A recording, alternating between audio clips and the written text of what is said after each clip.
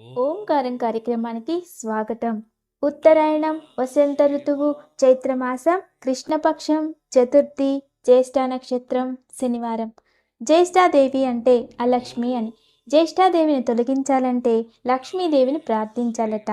ఈరోజు ఓం మహాలక్ష్మై నమః అనే నామాన్ని జపిస్తే లక్ష్మీ అనుగ్రహం ప్రాప్తిస్తుంది, జ్యేష్ఠాదేవి దూరమవుతుంది. అంతేకాదు ఈరోజు సంకష్ట చతుర్థి. ఈరోజు మంత్రబలంలో ఓం మహాలక్ష్మై నమః, ఓం మహాలక్ష్మై నమః, ఓం మహాలక్ష్మై నమః అనే నామాన్ని జపిద్దాం. అందరూ కూడా ఈ నామాన్ని జపించండి, లక్ష్మీ అనుగ్రహాన్ని పొందండి. ఇక ఈరోజు మంచి మాట. ఎవరిలో అయితే ప్రశాంతంగా పూజలు చేసే మనోభావం ఉంటుందో, ఎవరైతే ఎవరికి హాని కలిగేలా చేయకుండా ఏదో విధంగా మనం ఎప్పుడూ బాగుంటాం అనే నమ్మకంతో ఉంటారో వాళ్ళు ఖచ్చితంగా ఎలాంటి సమస్యలైనా ఎదిరించి ముందుకెళ్ళగలుగుతారు. ఎక్కడైతే ఏ కుటుంబంలో అయితే క్షమించే మనోభావం ఉన్నవాళ్ళు మరియు ప్రతి ఒక్కదానిని పాజిటివ్గా తీసుకునే మనోభావం ఉన్నవాళ్ళు, కుటుంబంలో అందరూ కూడా మంచి మార్గంలో సంతోషంగా ఉండాలి అని కోరుకునేవాళ్ళు మన జీవితంలో కానీ మన కుటుంబంలో కానీ ఉంటే అది గొప్ప వరంగా భావించవచ్చు. అలాంటి వారు ఎప్పుడు సంతోషంగా ఉంటారు. అలా ఉండాలంటే ముందుగా మనపై మనకి నమ్మకం, కుటుంబం పట్ల ప్రేమ, బాధ్యత కలిగి ఉండాలి. ఈరోజు సంకష్ట చతుర్థి. ఈరోజు చాలామంది ఉదయం నుండి సాయంత్రం వరకు ఉపవాసం ఉండి పూజ చేస్తూ ఉంటారు. ఉపవాసం అంటే ప్రత్యేకంగా జీవించడం అని అర్థం. భోజనం మానేసి ఉండడం అంటే అది ఉపవాసం కాదు. దీనివల్ల అనారోగ్యం కూడా రావచ్చు.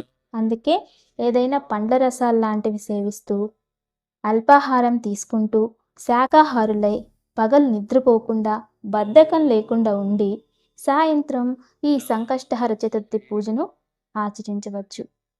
ఇక ఈరోజు దివ్యమైన ఉదయం పూజ.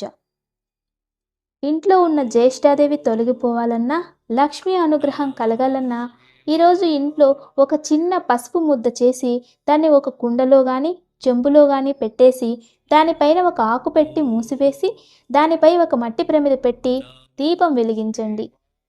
జ్యేష్ఠాదేవి అయిన మహా అంటూ 21 పుష్పాన్ని చక్కగా సమర్పించుకొని షోడశోపచార పూజ చేసి పాలు నైవేద్యంగా పెట్టి తర్వాత ఆ దీపాన్ని కిందకు దించి ఆ పాలను చెంబులో పోసి నీళ్లు పోసి కొంచెం పసుపు కలిపి ఇల్లంతా ప్రోక్షించి తర్వాత మిగిలిన దానిని తులసి మొక్కలో పోసేయాలి.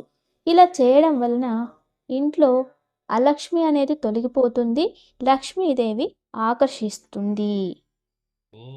ఇక ఈరోజు దివ్యమైన యోగక్షేమం.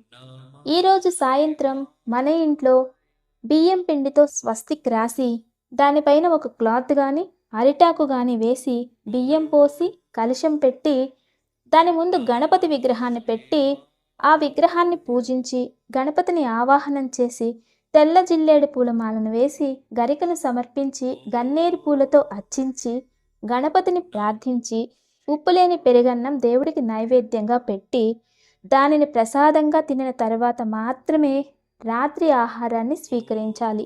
రాత్రి చంద్రదర్శనం అయిన తర్వాత మాత్రమే ఆహారం సేవించాలి. ఈ వ్రతాన్ని పిల్లలు ఆచరించడం చాలా మంచిది. అలా కుదరని వాళ్ళు పెద్దవాళ్ళు ఆచరించి పిల్లల చదువుల కోసం ప్రార్థించాలి. ఈరోజు ఈ సంకష్టహర వ్రతాన్ని అందరూ ఆచరించి సంకష్టహర స్తోత్రాన్ని పారాయణ చేయడం వలన ఏదైనా బాధలో ఉంటే దాని నుండి బయటికి వచ్చేస్తాము. చైత్రమాసం కనుక ఈ మాసంలో ఈ వ్రతం ఆచరించడం వలన సంవత్సరం అంతా కూడా శుభ ప్రతిఫలాలు కలుగుతాయి. తప్పక ఆచరించండి.